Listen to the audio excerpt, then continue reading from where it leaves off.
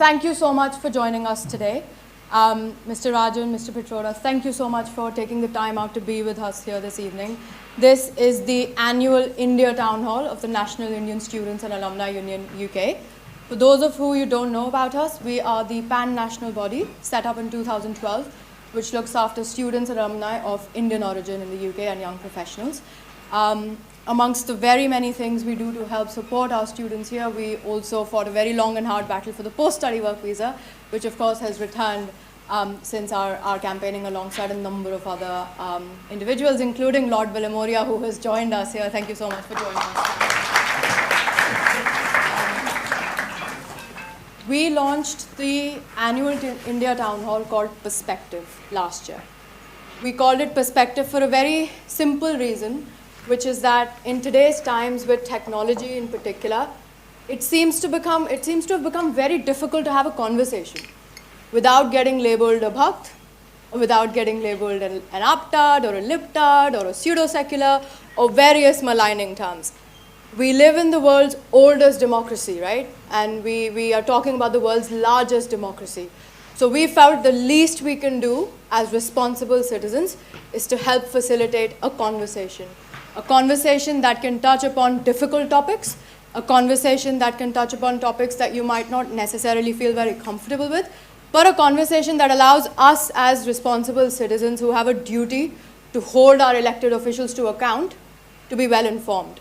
I can make up my own mind, you can make up your own mind, but you need to be informed the right way. The problem is that the information we get these days isn't necessarily correct, always. The problem is that there are various tools on Facebook, on Twitter, where, for instance, you can really target messages, to certain people along in line of what they believe, to help them in their little echo chamber. Okay? So deepfakes, anyone heard of deepfakes here? Yeah, deepfakes are videos where we can now use technology to make anyone say whatever you want to say. You might not have said it, but that video will go viral. That's the sort of challenge we are faced with in today's times, where artificial intelligence, machine learning, and technology and a lot of innovation is being used for good, but equally, there is a lot of propaganda.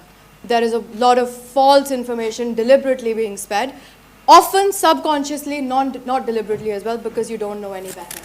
So we thought, why not start a focused conversation which takes place every year, where we bring eminent intellectuals such as Dr. Rajan, and can I have a round of applause, please, to welcome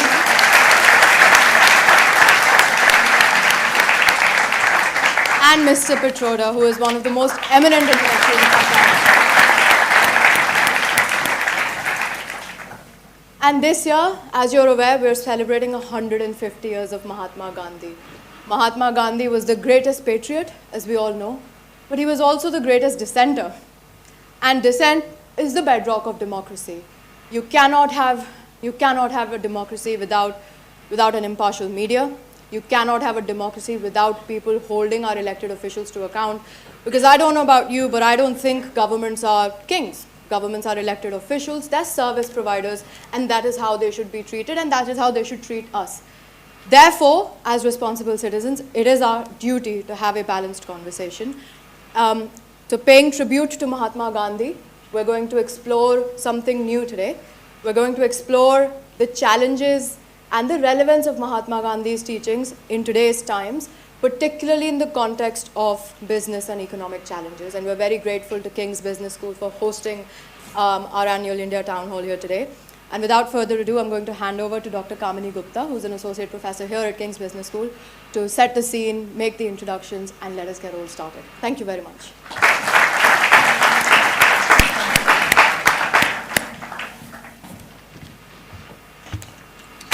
Thank you very much, Sanam, for the introduction and for facilitating today's event. I'm very grateful, and so is King's College London and King's Business School.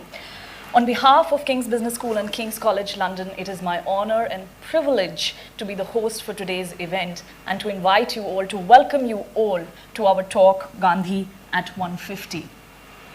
We ignore Gandhi at our own peril, Martin Luther King Jr. said. And indeed, Gandhi has inspired, through his principles of nonviolence, many, many people around the world. But one of the qualities of Gandhi that I find most inspiring was his approach to criticism and openness to learning, both virtues that a university like King's hopes to embody and instill in its students. Globally, in today's political era, we see a disdain for criticism, where the very act of criticizing is labeled as either morally wrong or intellectually dishonest. This is a far cry from Gandhi, who often engaged in a public contemplation of his philosophy's criticisms and was amenable to changing his mind when new information was presented to him. He always maintained that it was not consistency of opinion, but rather a constant search for truth that was important. In one telling example, Gandhi received a lot of criticism for his support to the head of a municipality corporation who ordered the killing of 60 stray and rabid dogs. In response to this, Gandhi penned a series of articles reflecting on these criticisms, thinking about them, thinking about his own approach and thoughts on that. And he publicly redefined his position at the end of it. Such open engagement to criticism is as relevant now as it was when Gandhi was fighting colonial opposition, when the stakes to being wrong were perhaps even higher. Thus, let us all remember that no one, not even Gandhi, is beyond reproach or criticism. Which brings me to my second point. Some of Gandhi's philosophies, especially those related to economic self-sufficiency at a village level, are criticized and are certainly debatable, and we should not shy away from that. But Gandhi did not promote rejection of modernity for the sake of it. Instead, what he really aimed for was inclusive growth, and to ensure that the hundreds of thousands of villages of India were not bypassed by economic prosperity in other areas. And that again holds important lessons for us today, at a time when we see countries and communities within countries increasingly polarized by lopsided growth and economic models that benefit a few at the expense of others. We see that global wealth inequality has risen. In 2009, 380 people had as much wealth as the bottom 50%.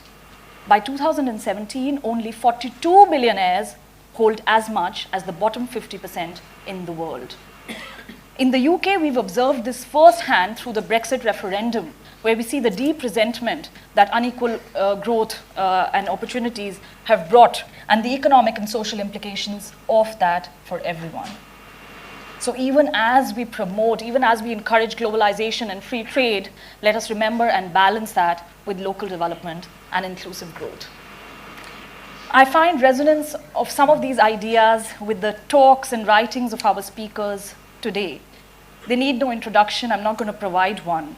But in Dr. Rajan's book, The Third Pillar, he emphasizes the role of communities, and he touches upon this tension between globalization and local development, which I spoke of earlier. Mr. Pitroda has often emphasized the importance of integrating the Gandhian approach to service in both political ideology and conduct. And they together bring a wealth of experience and knowledge on a wide variety of issues, ranging from economic development to entrepreneurship, social prosperity to inclusive growth. And we're looking forward to hearing them reflect not only on Gandhi's legacy, but the kind of challenges that we confront in the future. So without further ado, Mr. Pitroda, could I please ask you to start us off by providing your opening reflections? Thank you.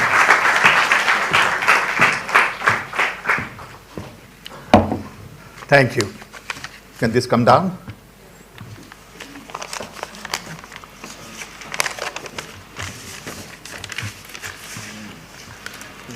Well, I don't see my friends. That's okay. That's good. Thank you. Friends, good afternoon. It is indeed a special privilege and honor for me to be here at King's College, especially with Raghu and others. I want to thank organizers for the opportunity. And I want to talk about relevance of Gandhi in terms of what's been happening in the world and especially in India today. I believe Gandhi is more relevant today than ever before in the history. Gandhi is more relevant today because the world is essentially at crossroads. We are at crossroads because of connectivity. I have spent now about 54 years working on telecom and connectivity. And the connectivity in terms of content, context, is really changing everything around us. I don't think we really understand the power of connectivity. We still use connectivity to do the same things we have been doing in the past, as opposed to trying to do things we have never done before. Because of this change, we are at crossroads. Look at what is happening in US, in UK, Brexit, in India, where BJP stock is going up, but economy is going down. Climate change, Turkey, Hong Kong. Everywhere you look around, you see a lot of stress in the system. I believe this stress has a lot to do with the power of connectivity and the changes that we are being faced. Technology has become a big force. Unfortunately, best brains in the world are busy solving problems of the rich, who really don't have problems to solve. And as a result, problems of the poor don't get the kind of attention we deserve. So you have this disconnect between the real needs and wants. So we keep producing things for the people who can buy and not give people enough power to buy. I was born in 1942 when Gandhiji was still alive. I remember the day when Gandhiji died. We all had to take a bath in our family because my parents came from Gujarat to Orissa, and the only connection they had with Gujarat in those days was Gandhiji and Sardar Patel. In this poor family, my father was 4th grade educated. The main focus was really Gandhian way of living, rooted in so many simple values that Gandhi promoted then. When India became independent, my parents could feel that they were empowered by Gandhi, and they could send their children now to college. We are no longer a colony. So I went to school in Gujarat, studied Gandhian values. One fine day, read in the newspaper that President Kennedy has decided to send man onto the moon. I was young, energetic, and took a boat from India to Karachi, to Aden, to Egypt, to Italy, took a train to London, took a plane to New York, and took a bus to Chicago. And learned a great deal, and I have seen the differences in both sides of the ocean. Indian democracy, US productivity, efficiency. And I feel that there are lessons to learn from both sides. I worry about India today because my thinking based on Gandhian values tell me that ultimately Gandhi means to me specific issues in 3 areas. 1, people, truth, trust, love, simplicity, and courage. 2, planet, environment, basic needs, sacrifice,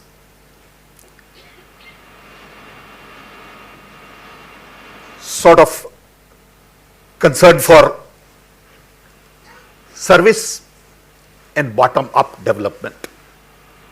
Today I see everywhere top-down development. Decentralization is the key going forward. In telecom, I've learned a lesson from cell towers that if you decentralize, it becomes affordable, scalable, sustainable. It took us 115 years to get to 1 billion phones. Then it took us 15 years to add another 8 billion phones because of a different architecture based on decentralization.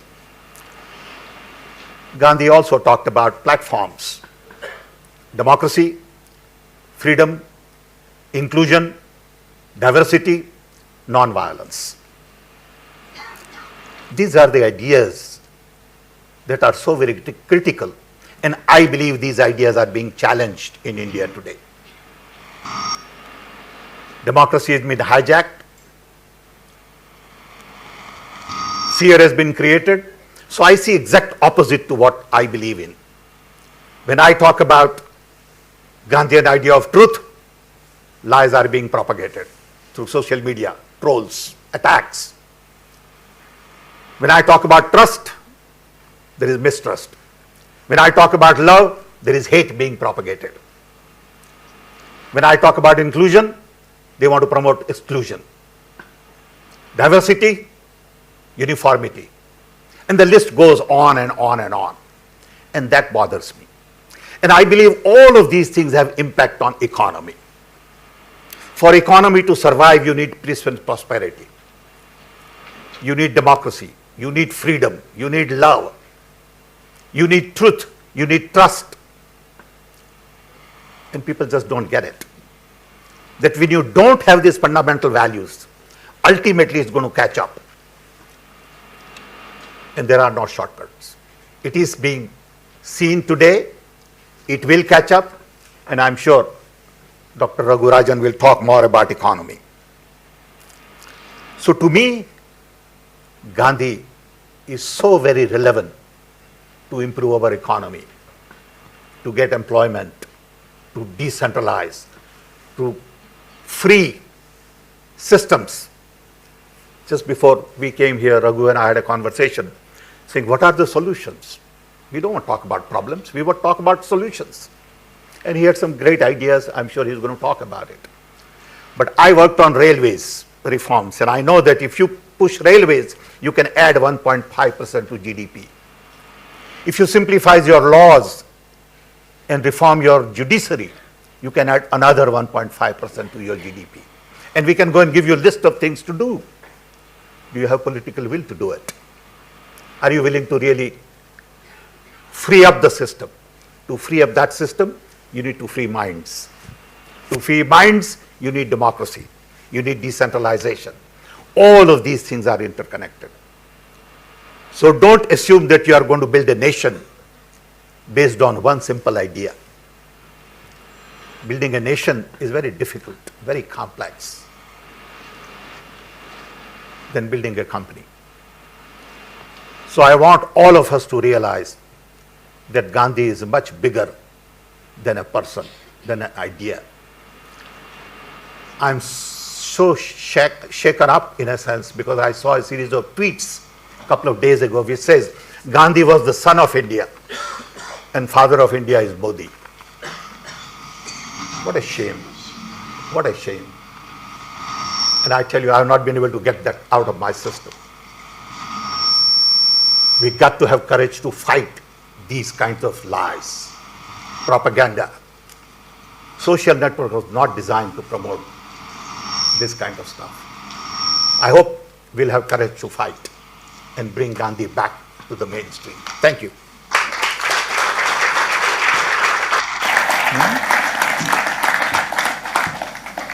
Dr. Rajan.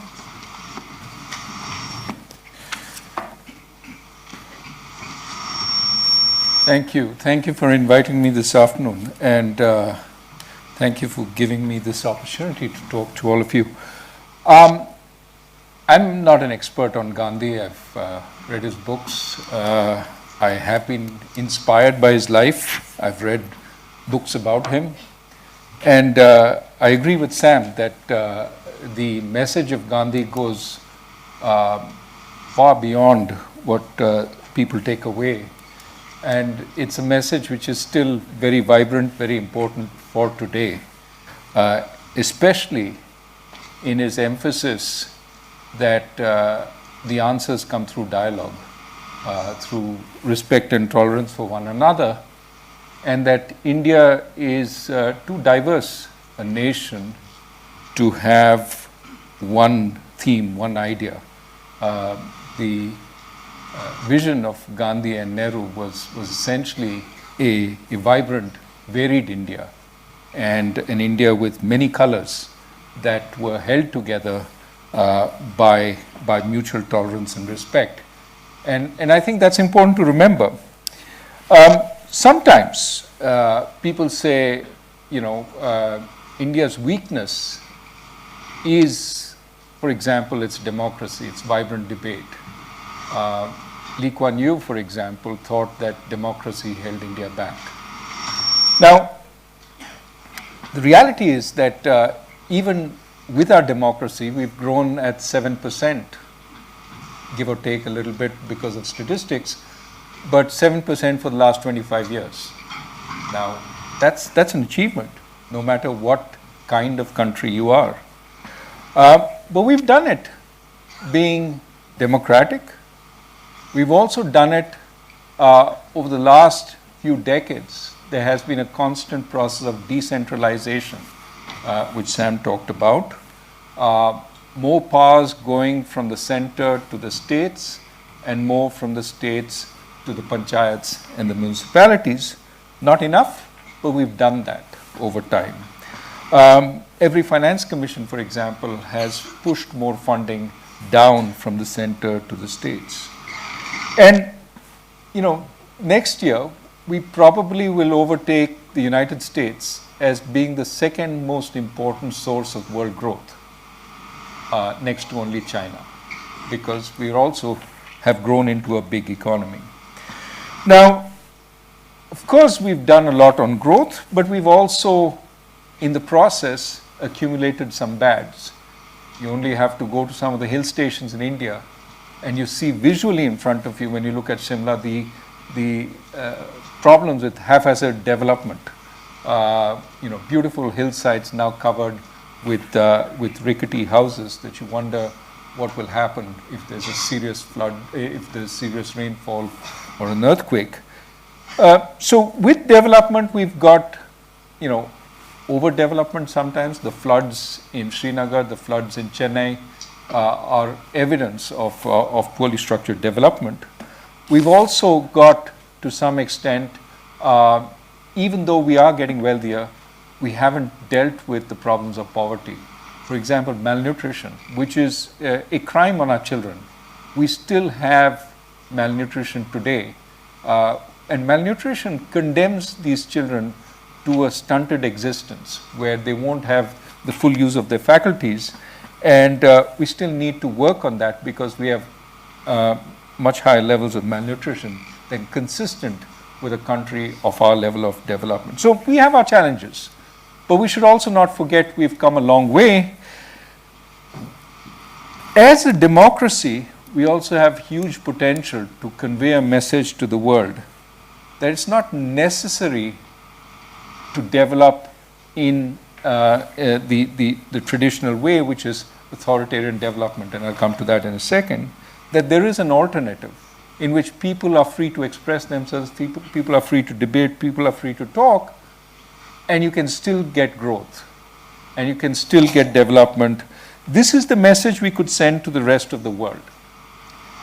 Now, what I want to do is shift a little to what is happening today and say why I worry a little bit about where we are going. On the economic front, India has certainly slowed considerably in the last few quarters. Now, there is some hope that this is just a cyclical development. The world is slowing, we're also slowing. But I fear it's more than that, that in India, investment has been slowing for a long time, and most recently, consumption has joined in. Some of it is because there was a spate of reforms in the Narasimha Rao government in the early 1990s, continued through coalition governments, continued through Atal Bihari Vajpayee's NDA 1. But then for a variety of reasons, reforms slowed down. And we haven't had serious, sustained reforms, especially focused on improving the use of land, labor, power, and logistics. Not saying we haven't made any progress there, but the serious reforms we need for sustained growth, we haven't really done much over the last, maybe 15 years. For a variety of reasons, some because political constraints held it back, some because ideology held it back. Now this has created tremendous problems in job growth. We're seeing joblessness as a fact of life in many parts of India. And for a while, youth are willing to accept that. But at some point, people are going to rise up and say, what's in it for us? We've already seen the phenomenon of middle castes asking for reservations because their traditional occupations are no longer remunerative, land-based occupations, but they're also not finding jobs in the private sector, so they want reservations in government jobs. Now, to some extent, these are symptoms of the fact that we are not doing enough. We're not doing enough in growth, we're not doing enough to make it inclusive, we're not broad-basing that growth. Now, in this environment, we have a government which certainly has a particular way of governing. It is much more centralized than certainly the previous two governments, the UPA 1 and UPA 2, but even perhaps more centralized than NDA 1. And it's both centralizing in practical terms, in the sense that a lot of decisions are made in the Prime Minister's office and not outside by the ministers. But also it's trying to reverse the decentralization that was happening through Finance Commission grants, through the Constitution itself, and in a sense, taking back power to the center. And the question you have to ask yourself is this the right approach for India? And certainly my argument would be that from what experience we've had on the economic side, it doesn't work that well. Politically, it might work in furthering the aims of the government, but economically it hasn't worked well so far, because to some extent decision making has become paralyzed despite the political power of this government.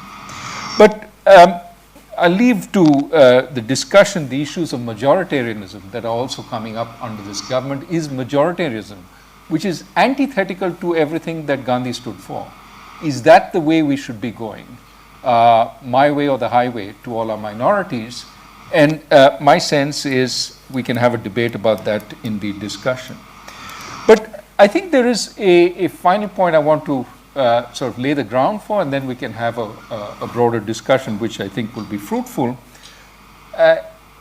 Is Lee Kuan Yew right? Is it that we in India would be better off with a more authoritarian structure? A structure that makes the trains run on time, a structure that spreads fear through the country, a structure that works through a very strong bureaucracy and strong investigative agencies, a structure that today one of our biggest problems is that we don't acquire land easily. We can't build out our infrastructure. Even the government's Mumbai to Ahmedabad high-speed rail project, its price project is slowed down because of problems with land acquisition. At least that's what we read in the papers. So should we become authoritarian? Should we, like our neighbor to the north, be able to take land from the farmers when we need it, develop and get the benefits of growth? Is India better off becoming authoritarian? To some extent, this is an important question. We heard earlier everything should be debated. This is something worth debating because many Asian economies were more autocratic when they started growing, and partly catch-up growth, which is what they were into, is quite easy with centralized direction. Especially if you start off without having a huge amount of government capacity. In that case, give orders and ensure those orders are obeyed, because working to build consensus requires a far stronger government capacity. People who can work with people, people who can build consensus amongst the population. That's very hard. You see that as a necessity in industrial countries today. When you build a highway here, you have to get the people whose territory this highway goes through, whose land this highway goes through, to approve. For that, you have to have meetings, you have to convince them it's in their interest, and that requires far more government capacity than just saying, I've notified this land is the government's, clear out by the end of next week, right? So authoritarianism works when you have to make quick decisions, you don't have much government capacity, and in a sense, you know which direction to go because you're catching up. You don't have to worry about what kinds of decisions you have made. Now, many of these Asian economies, once they reached middle income, once they became more prosperous, once they approached the productive frontier, moved towards democracy. Why? Because as you're closer to the frontier, you need more innovation. You're not sure of the direction because you're no longer building just bridges and roads. You're inventing things. And the government doesn't know what to invent. You need people to be able to invent, and therefore decentralizing power, giving up power more broadly, democratization is important, as is a stronger market economy. Now, this seems to be something you see again and again across the world. There are no rich countries that are not democratic, except perhaps for the oil kingdoms. That almost every country which has become rich is democratic. And so the question we have to ask ourselves is, have we chosen the wrong path? We started off being democratic, and we don't need to become democratic because we're already there. But should we now think of becoming autocratic? Because then we'll build our roads and highways and et cetera, there'll be no corruption, we'll put all the corrupt in jail, we'll have a wonderful country, and then when the time comes, we can become democratic. I would argue that given where India is, it's a pipe dream to think that we can go back on our democracy. And to some extent, almost surely, if in fact we go towards a more authoritarian government, it's not going to be that disciplined East Asian authoritarianism. Instead, it's going to be more the Latin American populist authoritarianism. We're going to give freebies to everybody. We're going to make sure that they're nice and happy. And in the process, investment will falter, development will falter, eventually growth will falter, and that authoritarianism comes to a bad end. Now, that's a conjecture. That's a conjecture. But what is not a conjecture is that we are a country which is approaching middle income. We're not there yet. We still maybe, we're about $2,000 per capita. By about 4,000, we should be truly middle income. So we need to double. That's probably a decade at normal rates of growth. Now, once we get there, moving forward from there, our democracy will be a great strength because we will have to debate, we will have to have ideas, we'll have to innovate, we'll have to challenge.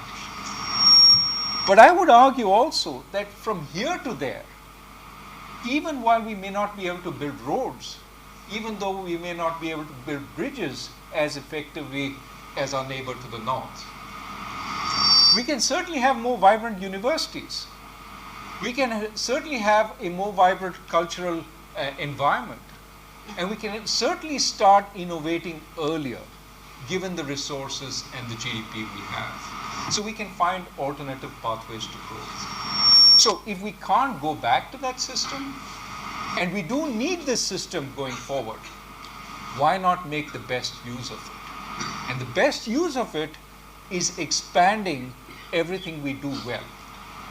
Our debating, our arguments, our knowledge creation in the new universities. And for that, I would argue authoritarianism is the worst possible direction. We need to encourage the kinds of debates we've always had. We need to encourage institutions like JNU, which produced our latest Nobel Prize winner. We need to create an environment in India where, in fact, we can have an advantage in the service economy, which we already have some foothold over. So I would argue going back to the old style of development, the Asian model, is probably not something that we will do well, given where we are. But let us invent a new model for ourselves, a model of growth which relies on our strengths, relies on our democracy, and feeds it. And even if Lee Kuan Yew is right, which I don't believe so, that democracy is an impediment to growth, it is an impediment which we cherish and we want.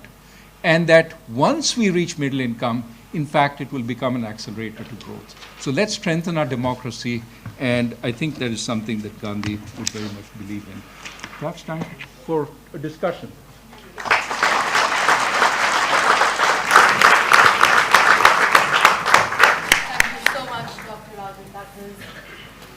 Very thought-provoking, and of course I think we'll walk out of here today having come up with an alternative model for socio-political economic growth, or certainly starting to think about how all of us and can help intellectuals in our country to that road. I think, Dr. Gupta, if we start off with, I know you have some questions, if we start off with that and then we'll open the floor to questions. Thank you very much, Mr. Pitroda and Dr. Rajan, for your reflections. Dr. Rajan, you recently said in an interview that the central bank governor's role has become more political in recent times. And we do indeed see politics driving economic policies in some cases in India, but also now US and China. We could think of trade wars as perhaps being motivated by politics. To what extent is this healthy, and what are the dangers of that? And is it utopian or even desirable to want economic policies to be completely devoid of political interference? So economic policies can't be independent of the politics. That's why we call it political economy, right? It has to be attuned to what's happening politically. At the same time, there are reasons why politicians have entrusted the technocrats with a number of activities, primarily because the politicians, when called upon at a particular point in time, may take a way out which is politically attractive, but economically problematic. Let me give you an example. Take just the issue of non-performing assets. Okay? Now, many of you are familiar with the term. It's a loan that a bank has made that turns bad. Now, everyone wants to ignore the fact it's gone bad and to recognize it. The borrower doesn't want it to be termed bad. The banker doesn't want it to be termed bad because the banker will be accused of having made a bad loan in the first place. And so the banker wants to make a new loan to evergreen the old loan, to give the borrower the money to pay back. What about the politician? Politician doesn't want it to be recognized because it's, the politician has put more capital into the banks if it's state-owned banks. So nobody really wants to recognize this. The problem, of course, is these bad loans don't get good magically. That sort of miracle which turns them from good to bad doesn't happen. What happens is they grow bigger and bigger and worse and worse. So what is a 10 rupee loan which is bad becomes a 100 rupee loan which is bad. And now it becomes even more important to suppress it because, and when it finally comes out, when you can't suppress it any longer, it's a big hit to the budget, it's a big hit to the government, it's a big hit to the bank, and you get essentially paralysis. Better that it be recognized early. The only person who has an incentive to do that is a technocrat who really doesn't care about being elected, but who's entrusted with the job of ensuring that those bad loans are revealed. That's why it sometimes makes sense to separate the technocracy from the politics. The strong political government always wants to keep intervening. In the long run, this is bad when it intervenes in areas where it really should keep out. The difficulty for governments is trying to figure out what those areas are and how to respect the institutions that previous governments in their wisdom, have set up. Thank you. Are we ready for questions then? Can I see some hands, please? Gentleman in the front. Can we hand a mic, please, to the gentleman in the front? Yeah.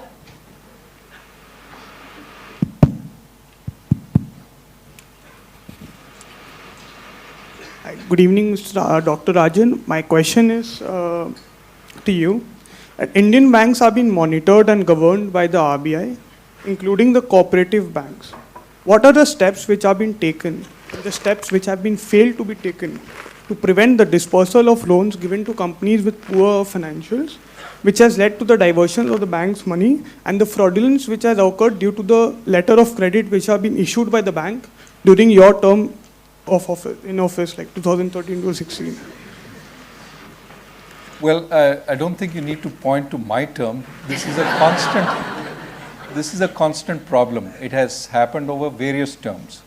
So it is a structural problem in India that in the cooperative sector, we have a whole set of banks which the ideal is a good one, that we want localized institutions that can lend locally and fulfill the needs of particular communities. The problem is many of them have fairly strong political affiliations, and some of the loans are not made on a commercial basis, but often on either political or non-commercial basis, as you talked about some letters of credit and so on. Now, over time, we have the regulator has tried to make these more responsible and brought more transparency to these institutions. It is still very much work in progress, as you can see with this phenomenon of cooperative banks collapsing has been a regular one over India's entire sort of history. So don't say 13 to 16. But it's a problem because tackling it requires enormous political will and requires the political parties to cooperate with the regulator. We closed down, for example, 6 cooperatives. We said these guys will not be allowed to even open up again because they've destroyed value. The state government came in, said we're going to put more capital into these guys, start them up again. I said you're not going to start them with the same board of directors. No way you're going to start them with the same board because these are the guys who collapsed it. The problem is these are political parties who own these cooperatives, and they want to make sure that it stays within their camp. They were finally funded against my but fortunately with new boards. But that was a small battle. We have thousands of cooperatives, and it is a problem that needs to be resolved because it deeply now. Some people may say, well, how big is the loss here relative to the loss, say, in the other sector or something else? The problem is we need to clean up the financial system across the board.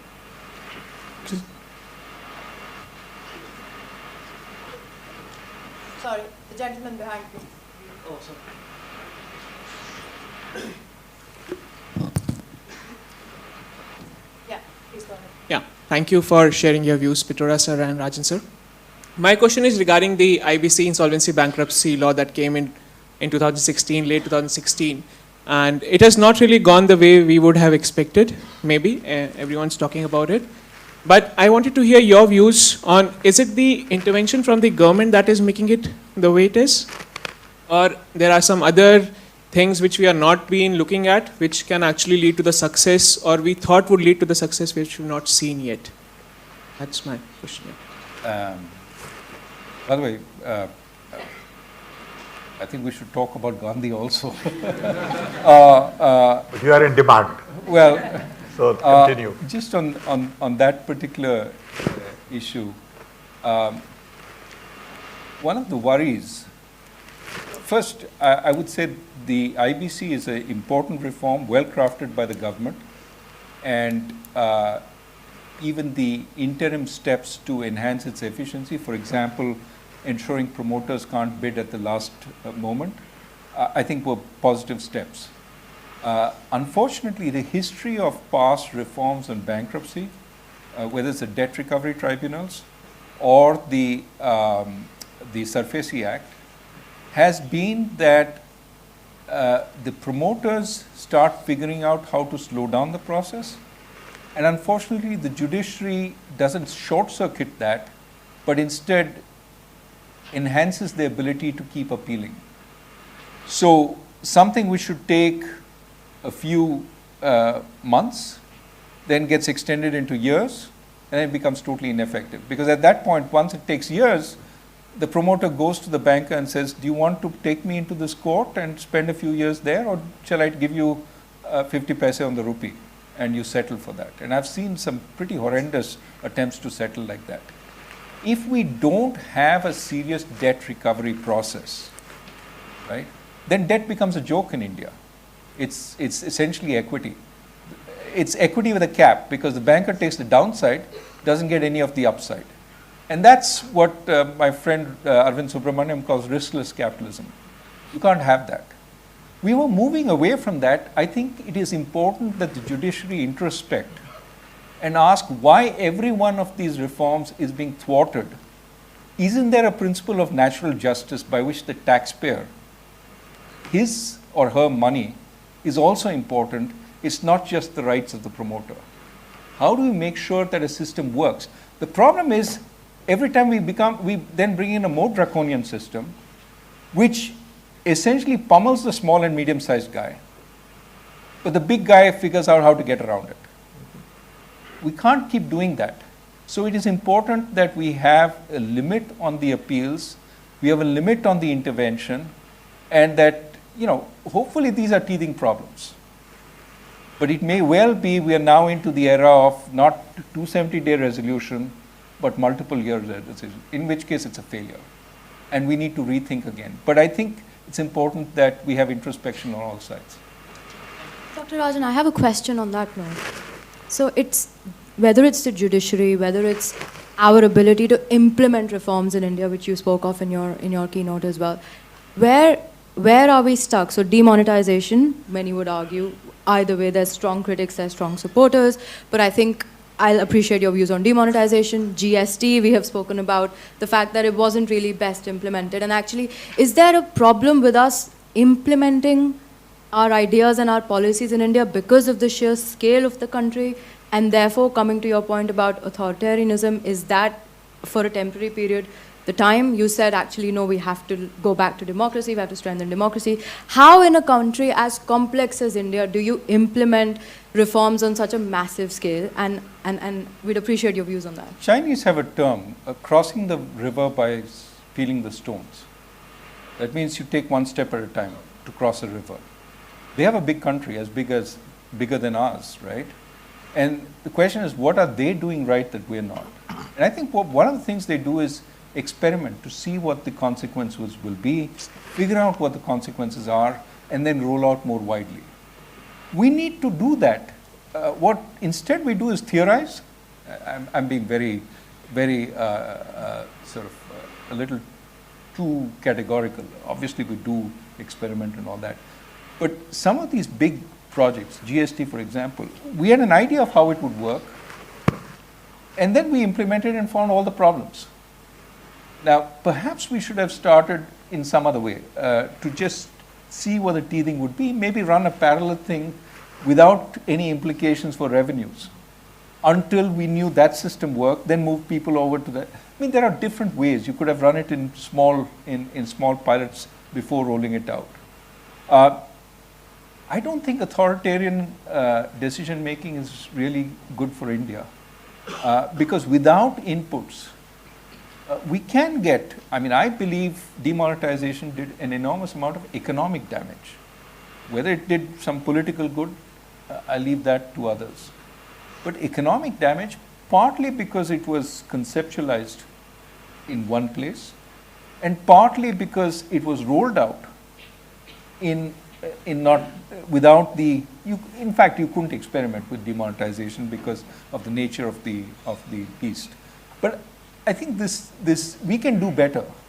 Now, it would help if we improve the quality of our bureaucracy. We have some very good people, but often capacity is missing, sometimes because we have too few bureaucrats. People think we have a lot of bureaucrats. We actually have a small number relative to our population. we have too few to roll out some of the projects that we have. But I don't think it's beyond our capacity. And I don't think the need is for more authoritarianism. I think the need is for more sensible planning.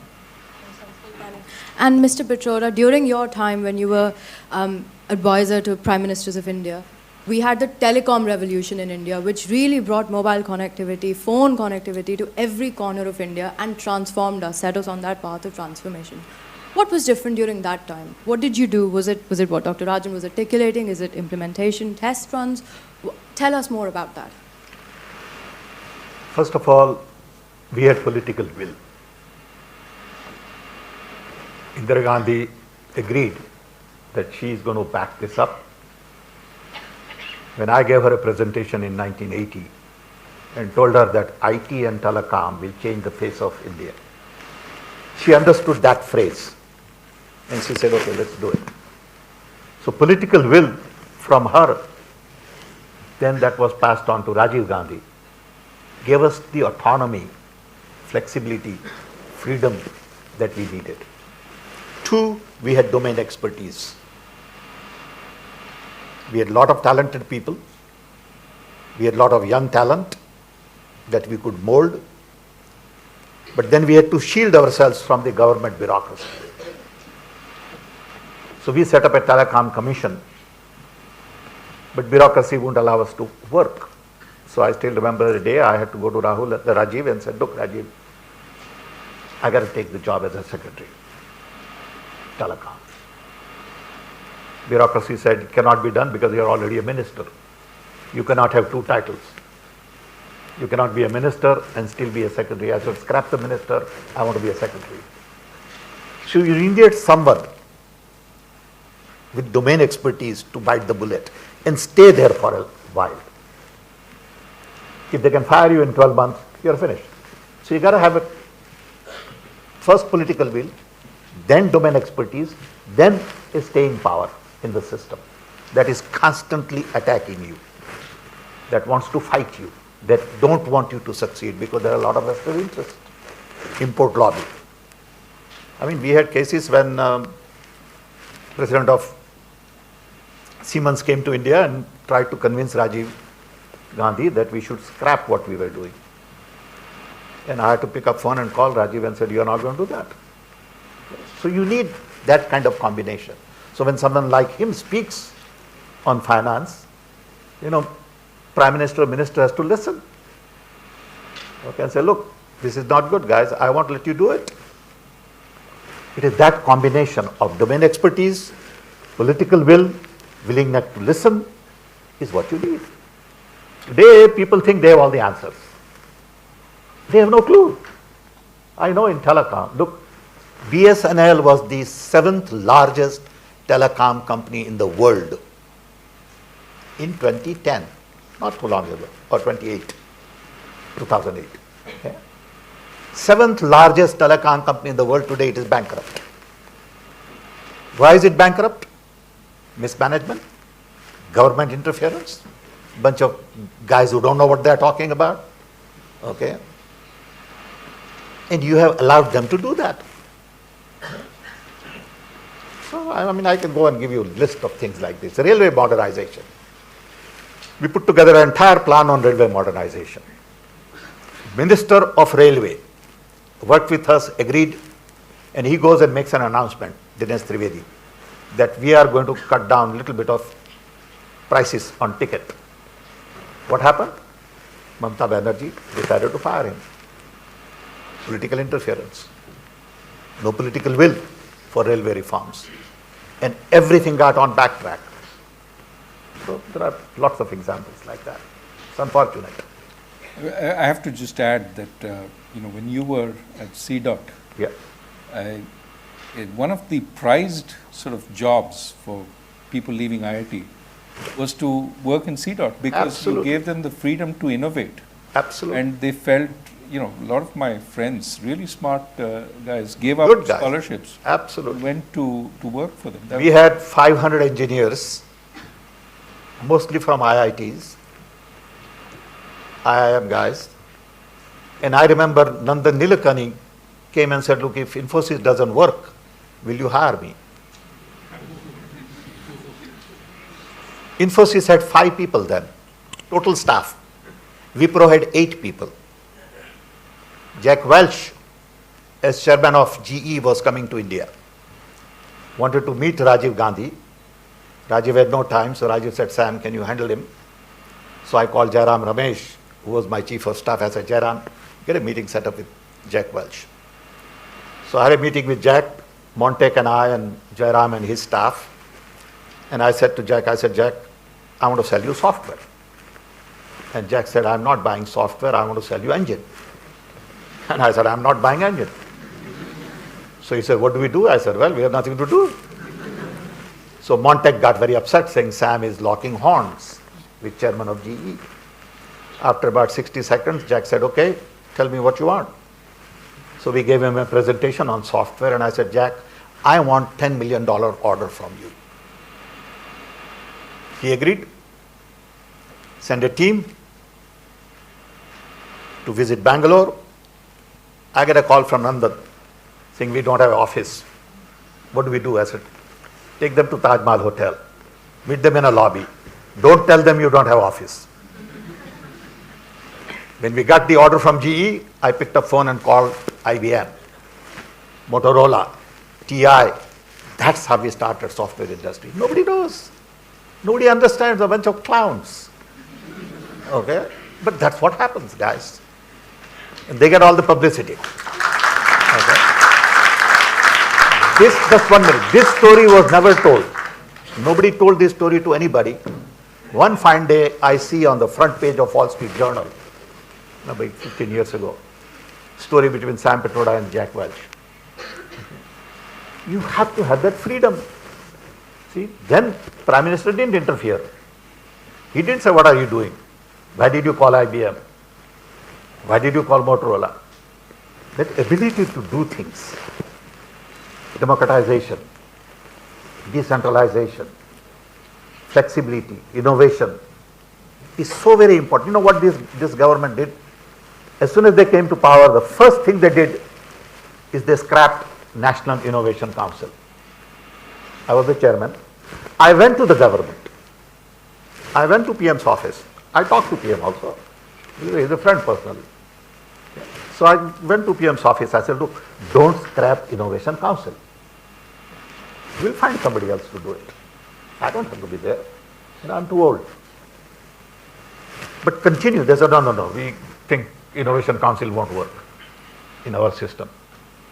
You'll pay for it, I'm telling you. It's a nation of 1.2 billion with lots of diversity, different ideas. You got to respect everybody. You got to love everybody. And I am very worried at my age.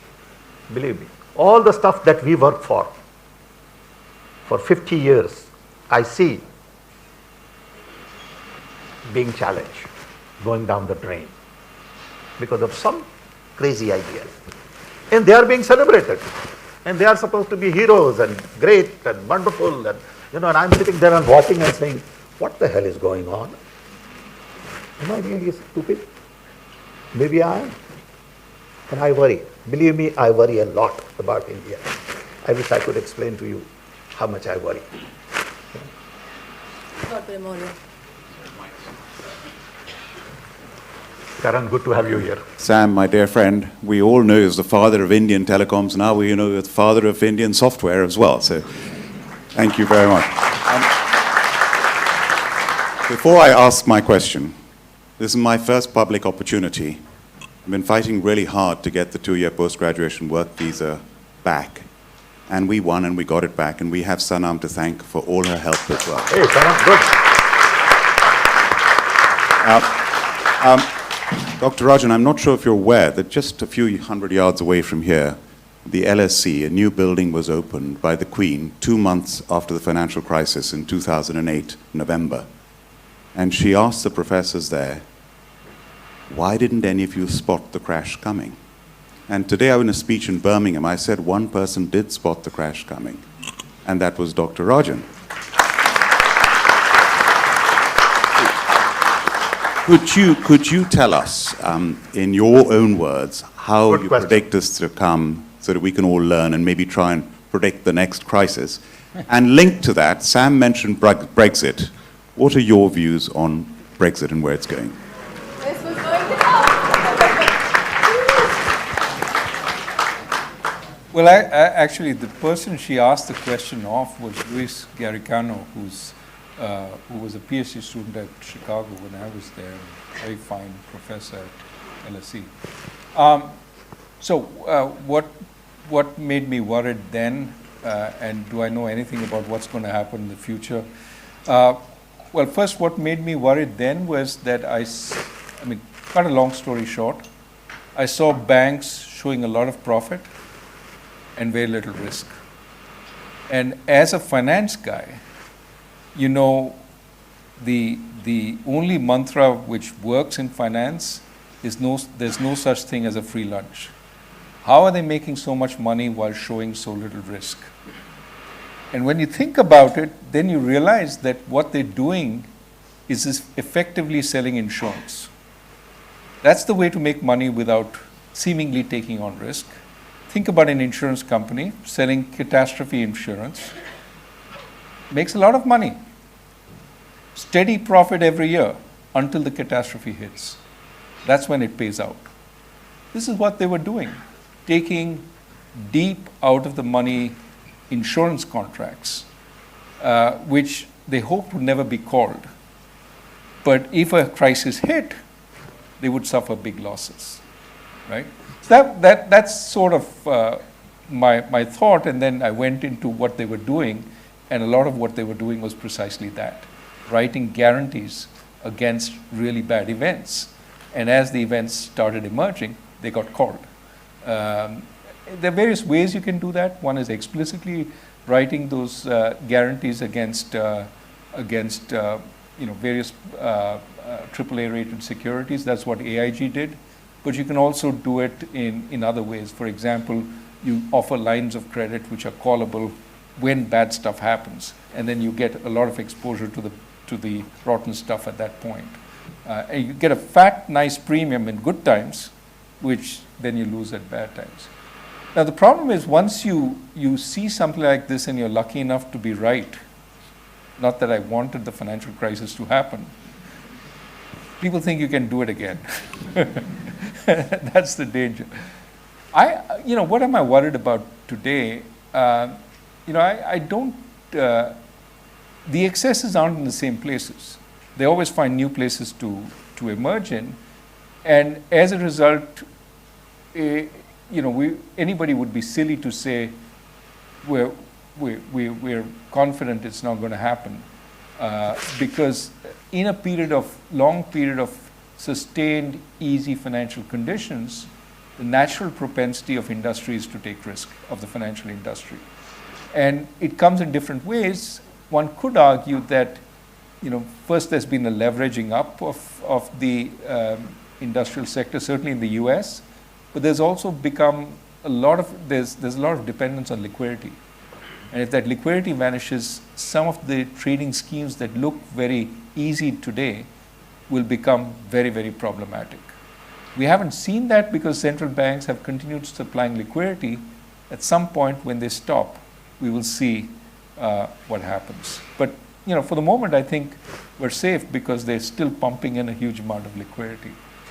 Brexit, I don't have a strong view. I mean, you've heard every which way on that particular question.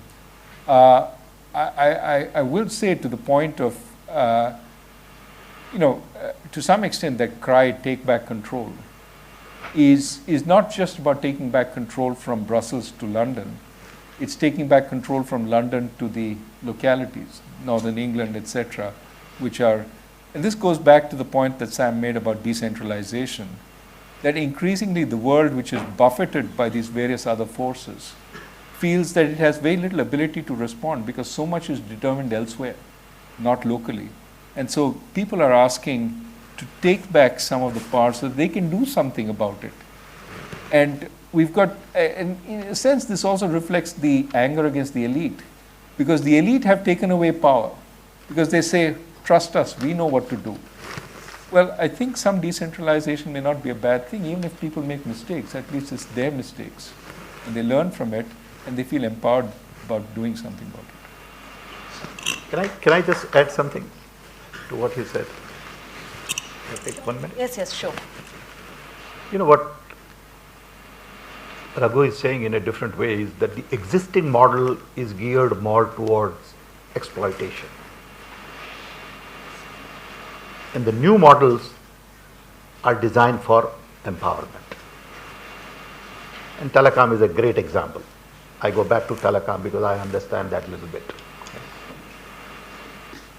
Today, in telecom, we could reduce costs substantially only because of decentralization. When I started my telecom journey in 1965, we used to design huge, big telephone switching systems, 100,000 lines, number 5 ESS and all that. Now we design smallest little antenna and micro cells. Each cell is a community by itself. You empower that community, you are done. But nobody wants to do that. They are afraid that if I empower that community, I lose control. Then I can't exploit. I don't think we will have option. The way technology is moving, big data, analytics, robotics, machine learning, all that is moving towards empowering people. I am empowered with what I have. I can decide on my own destiny. You can't tell me what to do anymore. That phase is over. You may go through 10 years of back and forth, but you are on a wrong track. Genie is out of the bottle. Just accept it, expedite it, and empower everybody, irrespective of their race, religion, caste, color, education, rich, poor. Everybody is going to be empowered, and you have no options. Sam, just to push you on that, I mean, it does give you the other option, right, of centralized control, surveillance technology, all that stuff also. Yeah. So, I think this True, is what you but meant that's by not push. going to last too long. Okay? I mean, what would you do by watching 1.3 billion people in China? So fine, you watch them. So what do? You know, you got all this data, you know everything about me, what do I do, shopping, this and that. But so what? I mean, they think I'm going to buy a shoe, but I'm not going to buy a shoe. Yeah, so I think it's a little bit of too much. Okay? So in China, they are trying to sort of control so much data on people. Fine, you will get 20, 30 guys who are crooks, monitor them. But assume that on an average, everybody is good. Assume that there is no need to monitor you and me, as an example. Okay? Presuming we're good. I know that much. Okay? I know that much. But the point is, I think these guys are going too far on AI and robotics and all, machine learning. Okay? So, fine, you know, I have nothing to hide. You monitor it, fine, monitor it. Information technology brings about openness, accessibility, connectivity, networking, democratization, decentralization. Nothing you can do. Girl in the middle, please. So we have time for one quick question.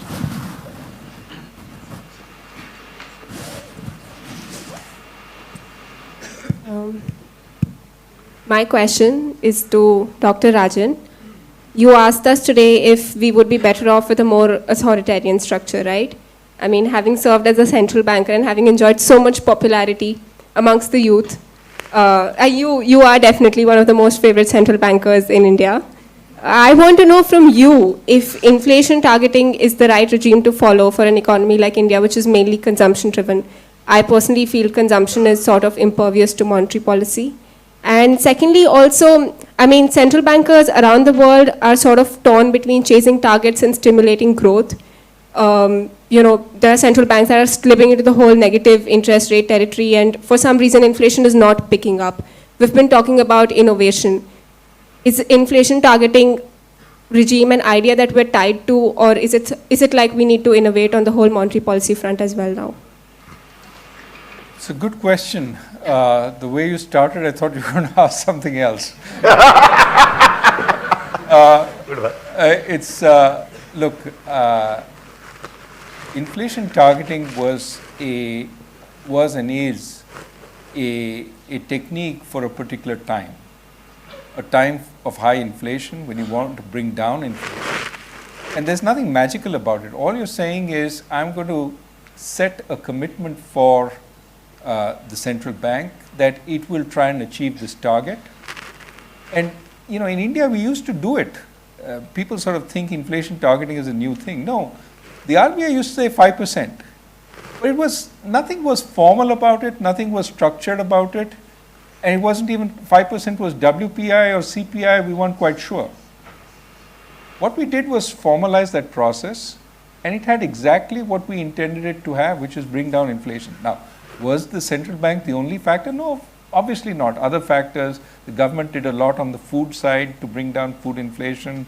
There was, oil prices came down. There are a lot of other factors, but the fact that India has had low inflation now for a sustained period of time is in no small part to that particular innovation. Now, inflation targeting proves less good at the other problem, which is to push up inflation. We know how to bring down inflation, but it's much harder to push up inflation. And that's the problem the industrial countries have been grappling with. Now, does that mean you change targets? I am very skeptical that changing the target to something like average targeting or price level targeting, something like that is going to make a magical difference to the level of inflation. I really think instead we've sort of got a problem of success now. Expectations about inflation are really low in industrial countries, so inflation is really low. I would say take advantage of it to the extent you can, have easier monetary policy, have lower interest rates, but the problem is this is coming at the same time as there are other reasons for growth slowing, such as demographics, aging populations, this, that. So my main point is targeting is not the problem.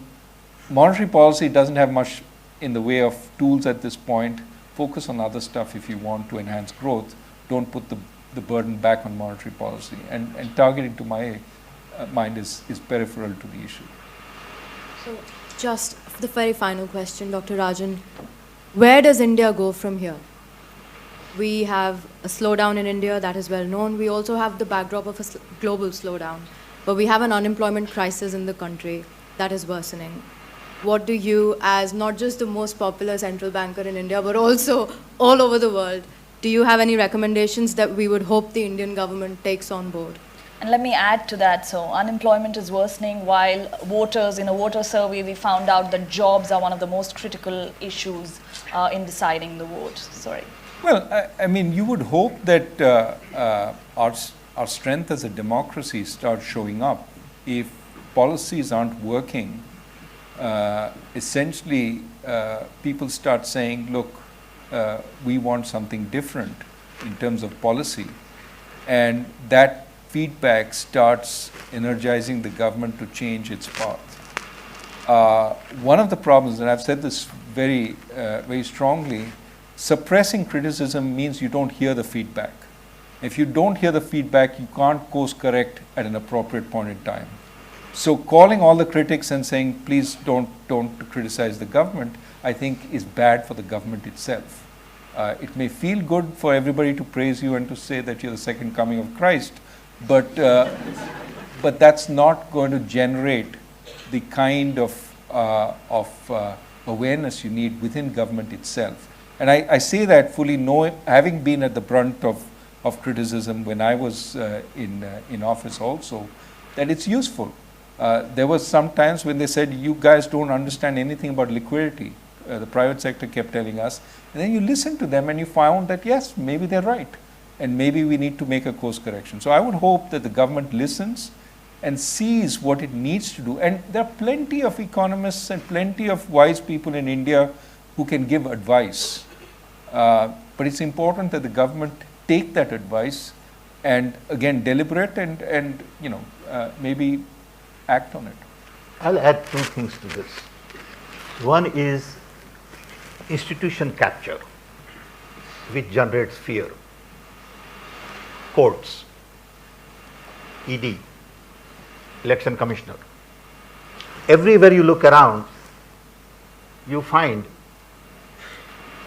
that I've lost my confidence as a citizen. Two, media is so mobilized that only one voice is heard. I will not get the kind of coverage I used to get in free media. Fact, because I know all of these people, they are my friends. I've grown up with them for 30 years. I can pick up phone and call India Today or CNBC or whatever. They would say, no, Sam. If you do something, there'll be a guy from ED at my front door. They say it openly. So along with decentralization, democratization, you also need to get the fear out. You need to be transparent. You need to let media know that it is good to promote other ideas, not just listen in your conference room. Open up the system. Mr. Pitroda, thank you very much. On that note, we're going to have to close. So thank you very much, Dr. Rajan and Mr. Pitroda, for discussing ideas that were both heavy with meaning but also light with candor.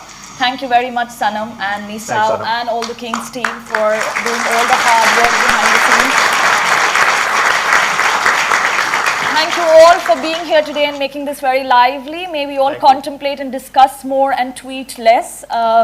With this, I would like to call the event to a close. Thank you. Thank you. I will, sorry. I'm sorry, but teaching starts here in 5 minutes. I'm very sorry. Sorry. No. For the journalists to think about it. So you can just make a quick comment. Just tell us, we can will meet, leave it at that. separately. We can meet separately. I want the young kids to understand as Oh, well. you want that too? Okay. I'm sorry. I'm sorry for this. It's up to her. I'm not handling. I'm basically talking about 70% of India's population is really poor, divided in caste, diversity, and they will not understand what you're talking about. And that's why they're voting with somebody who don't understand. My objective is science and religion is where this country has taken strong measures to develop NHS, motorways, and all these stuff. And these systems are to be made in India. It cannot be done if people have mixed their life with religion. I'm not talking about religion should be given respective space. However, logic and rationality derived by science has been the fulcrum of this country for the last 200-300 years. And that's why they are where they are now. Thank you for your comment. Thank you. Thank you. Thanks very much. Remain seated for a few minutes at the guys at the back. Good to see you. Thanks for coming here. A few minutes while we get to speak. Thank you. Yeah.